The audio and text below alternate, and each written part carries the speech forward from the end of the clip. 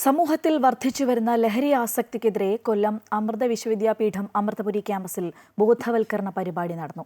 Awareness to action, fighting the menace of addiction എന്ന ഏകദിന ബോധവൽക്കരണ പരിപാടി കേരള പോലീസിന്റെ സഹകരണത്തോടെയാണ് സംഘടിപ്പിച്ചത്. ലഹരിയുടെ ആസക്തി സമൂഹത്തിലുണ്ടാക്കുന്ന അതിക്രമങ്ങളെയും അപകടങ്ങളെയും കുറിച്ച് യുവതലമുറയെ ബോധവാന്മാരാക്കുക എന്ന ലക്ഷ്യത്തോടെയായിരുന്നു പരിപാടി സംഘടിപ്പിച്ചത്. പുതുതലമുറയിൽ ലഹരിയുടെ വ്യാപനം വലിയ രീതിയിൽ നടക്കുമ്പോൾ അതിനെതിരെ നാം ഓരോരുത്തരും പോരാളികളായി മാറണമെന്ന് ചടങ്ങ് ഉദ്ഘാടനം ചെയ്ത DIG അജിത ബീഗം IPS പറഞ്ഞു.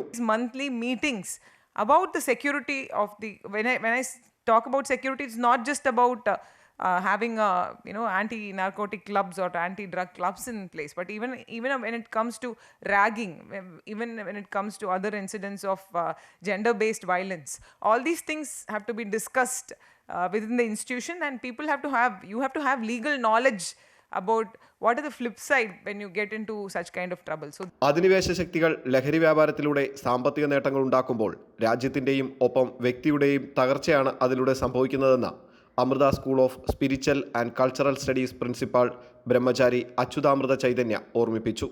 അമൃത വിശ്വവിദ്യാപീഠം അമൃതപുരി ക്യാമ്പസിലെ internal quality assurance cell Kerala പോലീസിന്റെ സഹകരണത്തോടെ സംഘടിപ്പിച്ച ഏകദിന ബോധവൽക്കരണ പരിപാടിയിൽ Kollam city police commissioner Kiran Narayan IPS, Karunagappally ASP Anjali Bhavana IPS എന്നിവർ മുഖ്യാതിഥികളായി.